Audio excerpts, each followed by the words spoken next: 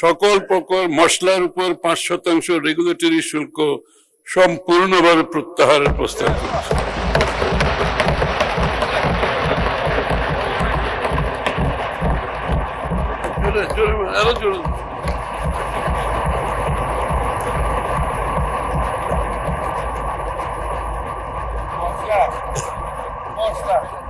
সার উৎপাদনে স্বয়ংসম্পূর্ণতা অর্জন এবং দেশীয় শিল্পকে উৎসাহিত করার উদ্দেশ্যে এর মূল কাঁচামাল জিঙ্ক অ্যাশ আমদানিতে বিদ্যমান আমদানি শুল্ক সম্পূর্ণ মওকুফ করে 0% করার প্রস্তাব করছি।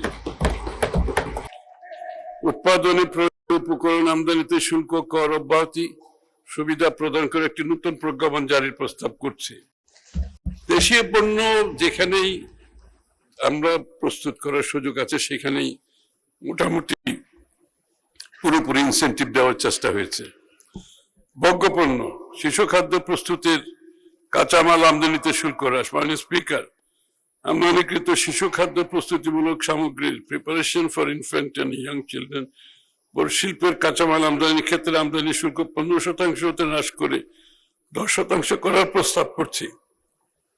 ফলে দেশের বাজারে শিশু খাদ্যের দাম হ্রাস পেয়ে সাধারণ মানুষের নিকট আরো সুলভ ও সহজলভ্য হবে।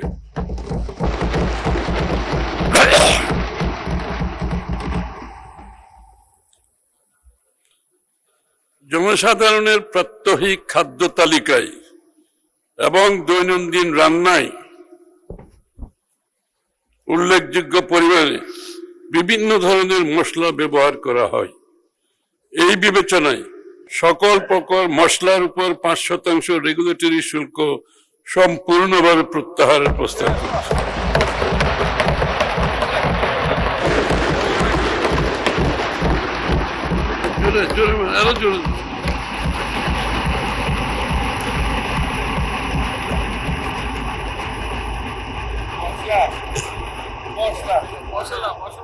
মশলা খেজুর আমদানিতে মশলার আর সমস্যা নেই, মশলার সমস্যা সমাধান হয়ে গেছে। খেজুর আমদানিতে রেগুলেটরি শুল্ক প্রত্যাহার। খেজুর আমদানিতে 5% রেগুলেটরি শুল্ক সম্পূর্ণ প্রত্যাহার করার প্রস্তাব করছি। আমাদের দেশে আমরা মুসলমান হিসাবে আমরা খেজুর আমাদের অনেকটা স্টেপল ডায়েটের মতো হয়ে গেছে, আমরা সবাই খাই খেজুর। সুতরাং মনে করলাম এটা একটু সুযোগ সৃষ্টি করে দেওয়া দরকার।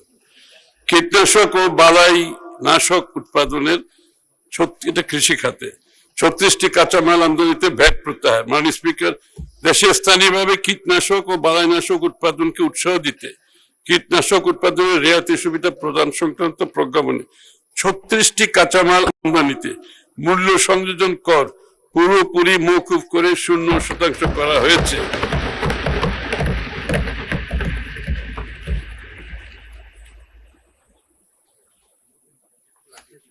কোথায় গেল? সার উৎপাদনের কাঁচামাল আমদানিতে রেয়াতি সুবিধা প্রদান। স্থানীয়ভাবে জিঙ্ক সালফেট সার উৎপাদনে স্বয়ংসম্পূর্ণতা অর্জন এবং দেশীয় শিল্পকে উৎসাহিত করার উদ্দেশ্যে এর মূল কাঁচামাল জিঙ্ক অ্যাশ আমদানিতে বিদ্যমান আমদানি শুল্ক সম্পূর্ণ মওকুফ করে 0% করার প্রস্তাব করছি। এটা সারের ব্যাপারে যে কৃষক সবচেয়ে বেশি লাভবান হবে, আমরা সবাই লাভবান হব।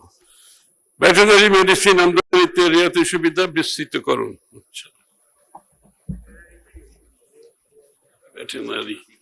বিভিন্ন ভেটেরিনারি মেডিসিন আমদানির ক্ষেত্রে সুনির্দিষ্ট ব্র্যান্ডের পণ্যের পরিবর্তে তার জেনেরিক ক্যাটাগরির পণ্য আমদানির ক্ষেত্রে 0% হারে রেয়াতি সুবিধা প্রদান করার প্রস্তাব করছি।